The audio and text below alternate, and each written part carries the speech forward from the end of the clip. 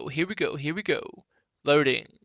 And we are in. Welcome back, everyone, in the chat to the third and final game in this affectionately labeled best of three between TyRanT Slam and Silex. The scores so far are all tied up.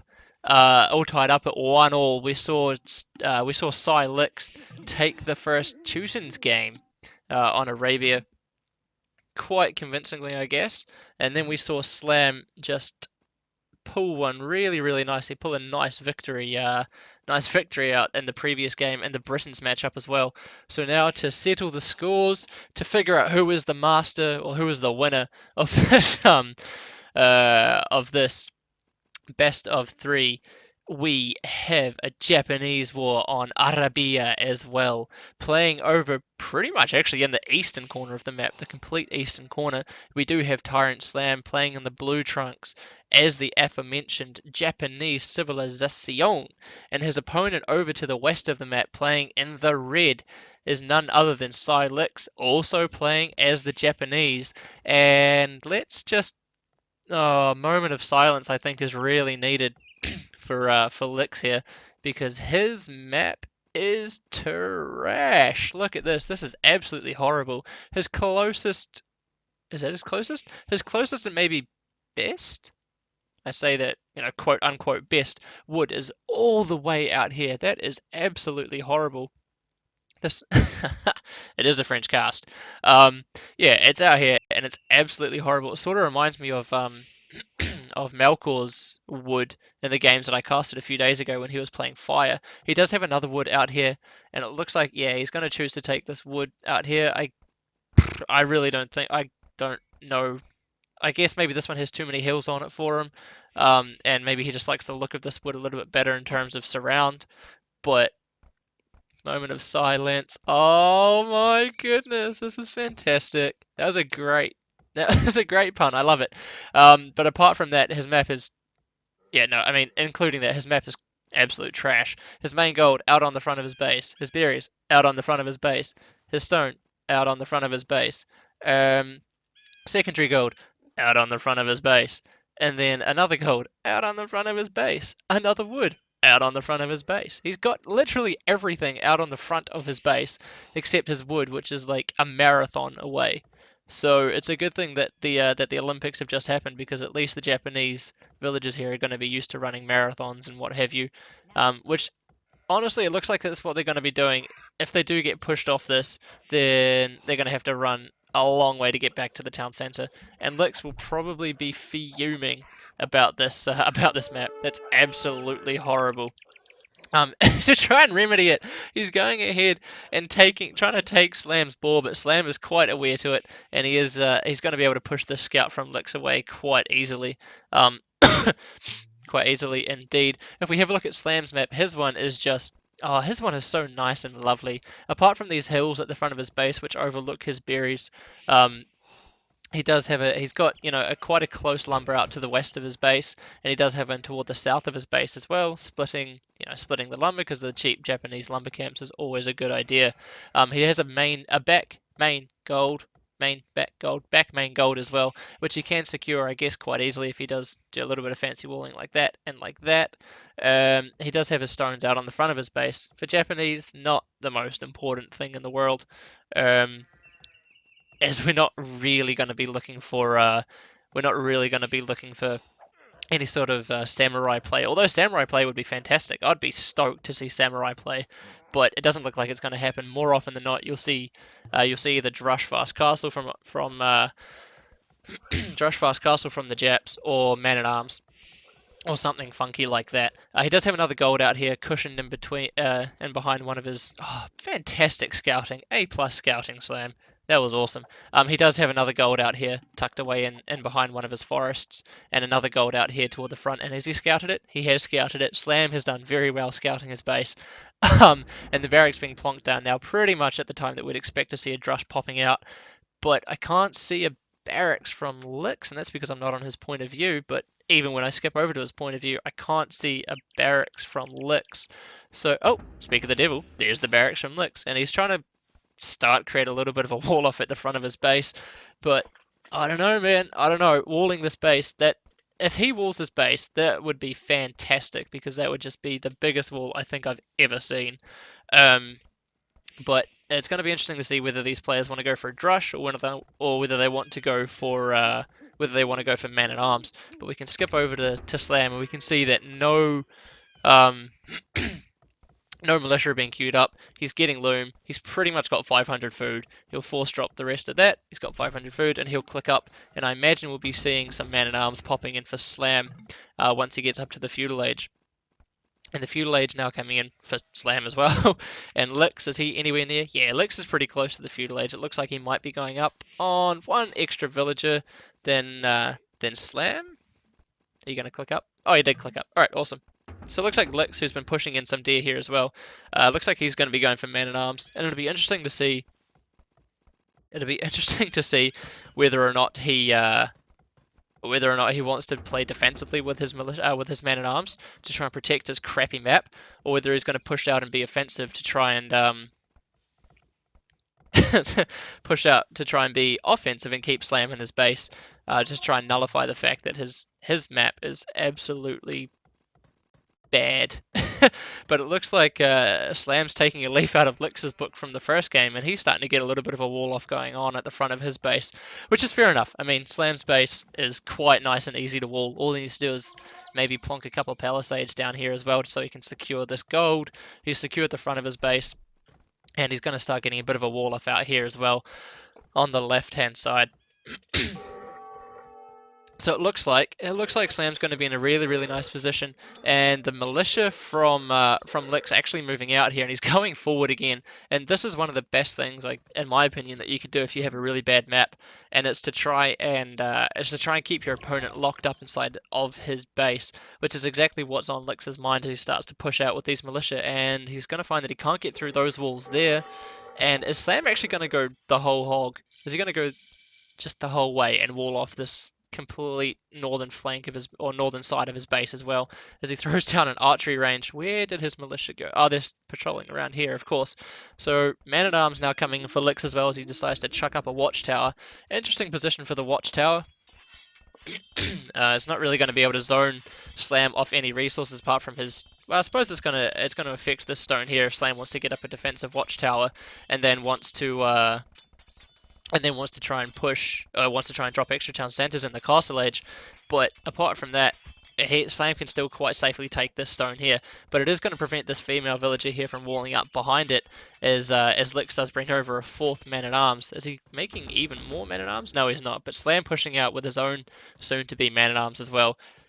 Feeling that he's pretty confident in his ability to be able to hold this push as he re-walls behind his initial walls. But this is a bit dangerous because man-at-arms, man-at-arms plus a tower attacking that archery range could be able to take that down pretty quickly. But Slam's man at arms moving in on the berries now from Lix, and this is where Lix is really going to struggle because unless he's going to micro wall his lumber in, which is what I was going to say. He kind of needs to micro wall his resources in. Otherwise, he's going to be in a really, really bad position here, as Slam is just going to have free reign around his completely open map. Slam getting out one token archer, and that's going to be enough to pull away a scout and a man-at-arms, but it's going to get cleaned up pretty darn quickly. And like I was saying, this archery range is probably actually going to go down as well. The man-at-arms getting an attack bonus against buildings, as well as these villagers if they do decide to come over here and join in the party, and that tower firing upon it as well is going to prove to be a little bit of a nuisance for Slam. It just means he's going to have to obviously rebuild and build another archery range so he can keep producing archers or any sort of army to push back.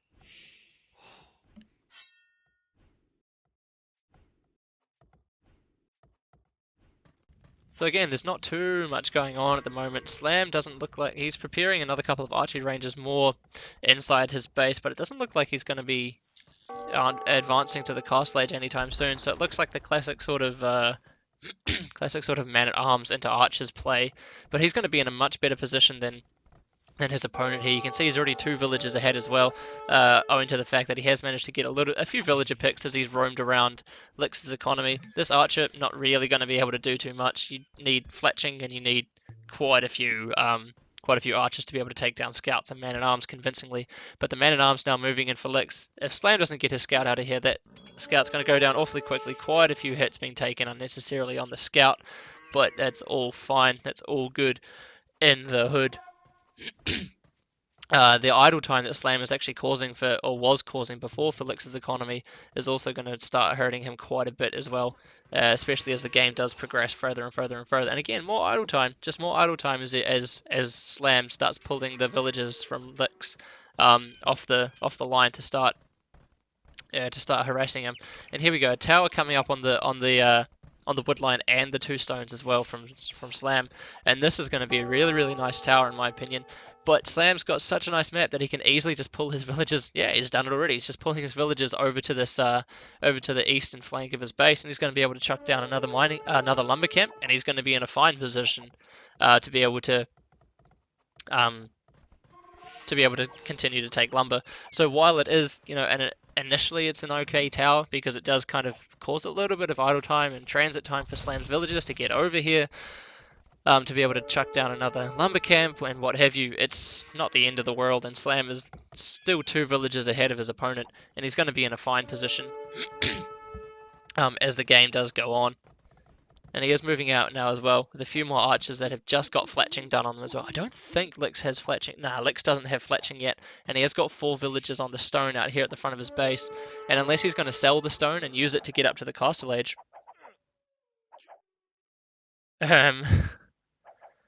and yeah, a few archers moving across the map here from Slam, and he's decided to camp underneath this tower and just take villager picks. I mean, why not?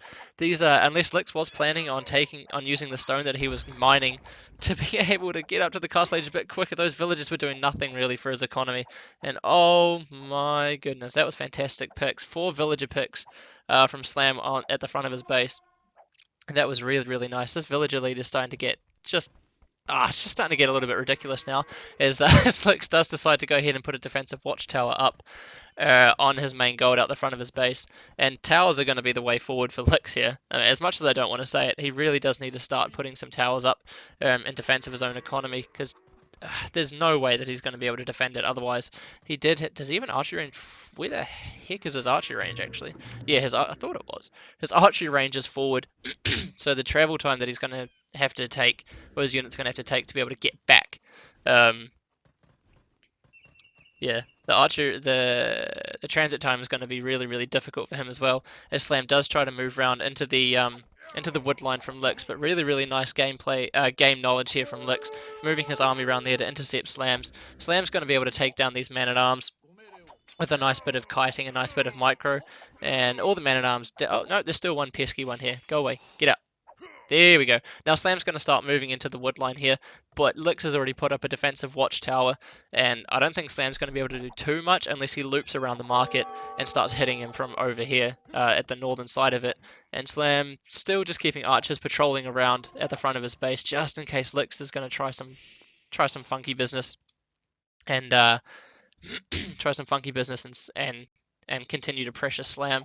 But fletching finally coming in for Lix, and I mean, I say finally because Slam's had it for quite a while, but Lix had invested, quite a few 4 villagers going forward, and like I said, those villagers weren't gathering food, they weren't gathering gold, they weren't gathering anything that was going to help out with the fletching upgrade, whereas all of Slam's villagers have been on wood and gold and food, all those important resources even that he needs to be able to get his archers out and get up to the castle age in a nice time. But in saying that, Lix is actually looking in a pretty good position to be able to click up to the castle age very soon.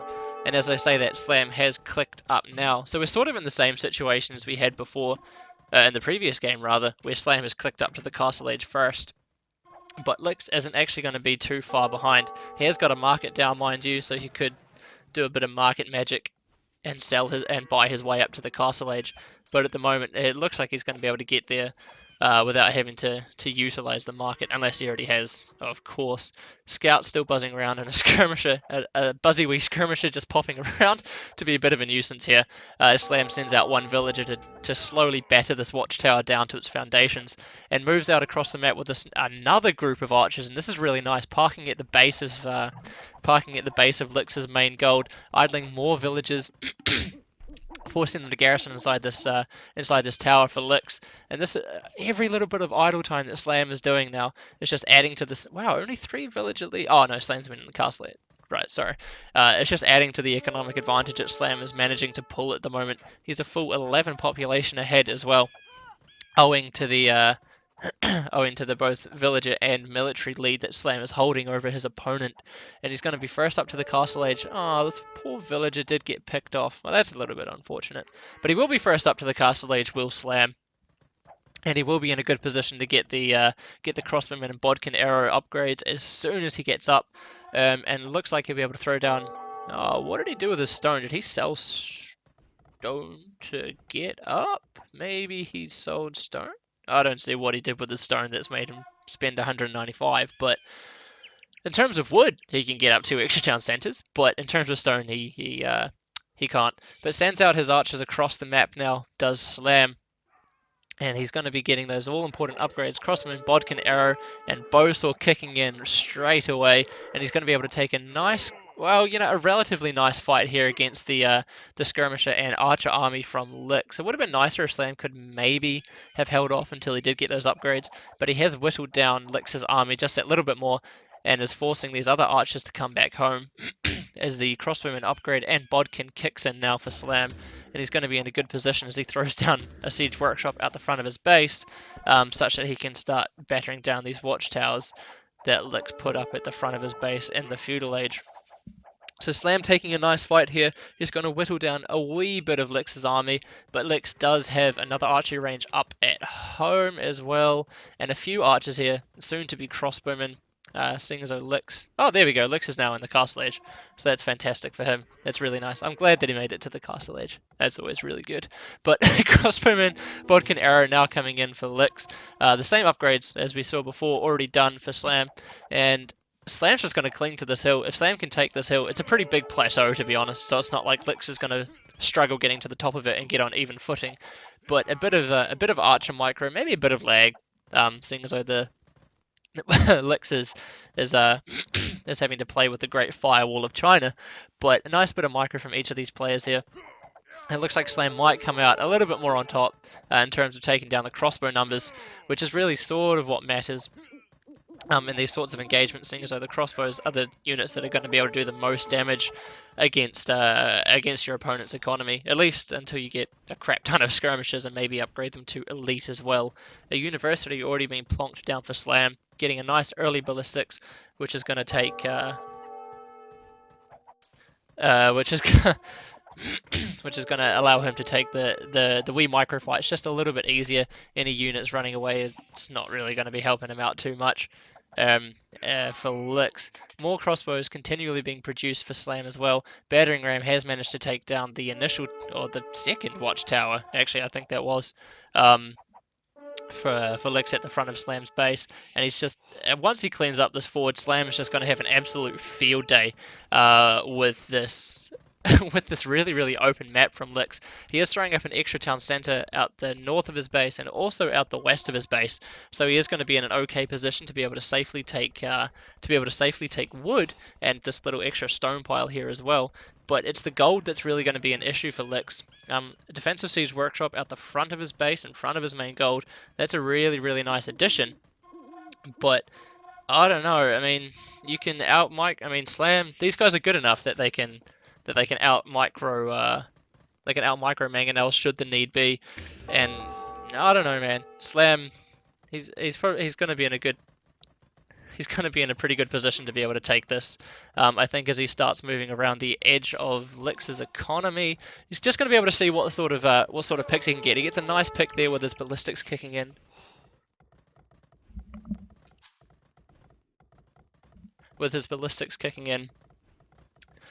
He's going to be able to move around to the stone pile there of Lix as well, picking up another few villages. The villager lead not actually as much as I thought. And how many town centers does Sam have extra? Well, the answer to that is none, and that would be because he somehow managed to not have any stone in the bank when he got to the castle age. So he is sort of going 1 TC power play aggression. But this is the difference between what he did in the previous game and what Lix did in the previous game, rather, where Lix just didn't have the economy. Lix had a worse economy, but he didn't make up for it by going really, really aggressive and taking down any of the economy of his opponent.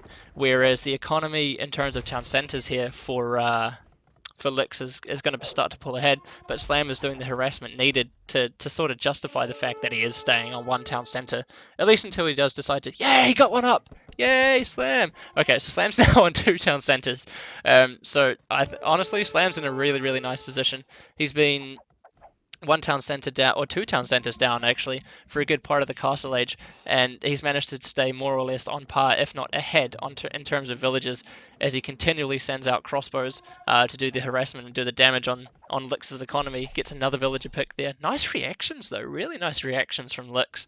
Um, that was really nice reactions from Lix, pulling any more of his villagers away from the firing line. But Slam, fantastic. He's in a really nice position. Is it going to be a mango trade? The Mango Tango didn't pay off this time. We didn't get to see any dancing of the Mangonels, but this could be a huge shot from Lix. A nice attack round, but a really nice split there from Slam as well. Like I said, the micro from these players is just fantastic, but nice attack rounds from Lix. His game knowledge is really, really starting to show through here, in my opinion. And he is managing to hold his own. He is starting to kind of drop behind a little bit in terms of villages, but he does have an extra town center up over his opponent, so maybe he might be able to pull his way back in terms of economy. I mean, it's quite hard to do a hell of a lot of damage or enough damage to cause a resignation um, if you've just got crossbows floating around the map. Compared to if you have knights or something like that, they can take down town centers if you get enough of a mass of them. I mean, okay, I suppose technically you can also do that with crossbows, right? But it's not quite what I was. That's not quite what I was hitting at. But it'll be interesting to see how this goes. Really nice splits and ducks and dips and dives and dodges and what have you from Slam here. He's going to be able to take down one Mangonel. He's going to be able to take down quite a few crossbows here as well. But can he take down the second Mangonel? This could be the big story. No, he doesn't want to take it. He's going to bring his own Mangonel in instead. He's going to be able to take down probably going to be able to take down Lix's Mangonel here. Could it be a Mango Tango, or is Slam just going to take it straight away? No, it's okay. Well, that was pretty simple and pretty straightforward from Slam. Really, really nice play there. The forward siege from Lix, not forward siege, but the aggressive siege here from Lix, not quite paying off. Again, a nice split from Lix. That was really, really nice. Another split from Slam. This micro is just godly to watch. This is fantastic. And Slam didn't even need the Mangonel. He didn't need the Mangonel to take down Lix's one. And now he can just start pushing in with his crossbows as well. Lix getting out another few Mangonels again, though, in defense. And that's what I said. This forward area here from Lix, if he can't defend this, it's going to be so hard for him. Attempted attack ground, but Slam on point with his Mangonel micro. And GG being called from Lix. Oh my goodness gracious me.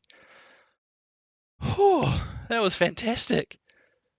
What a game! Oh my god. Wait, when did they switch colors? Ah, ha, cool. Yeah, wow, what a game. That was fantastic. That little bit at the end was so fun to watch. Oh my goodness. How they managed to do it, I don't know how they managed to keep their economies rolling. Slam going up to an extra town center. Sorry, I didn't notice that at the end. I wasn't yawning, I was stretching. But, oh man. I don't know how they do it. I really don't know how they manage to keep their economies going, as well as maintaining all their army with this fantastic micro here. To his credit, Lix did really, really well to defend a really shitey map. But in the end of the day, I think Slam just had most of the advantages there. He had the map advantage, he had the technology advantage early on, and just the map as well. That was just so fantastic. That was so cool. That was fantastic to watch. That was awesome. Okay, well played. Yeah, well played from both players. That was really, really nice to watch. And Slam taking the uh, Slam taking the affectionately named best of three between these two players. So really, really nice games. That was really fun to cast. So I'll quickly change the score over, even though it's all done. Oh, 23-1. That's not quite right. 2-1. There we go. Anything is. Yeah, I'm a bit different to other Kiwis. I don't really watch rugby that much. But oh, that was awesome. good games, really, really good games.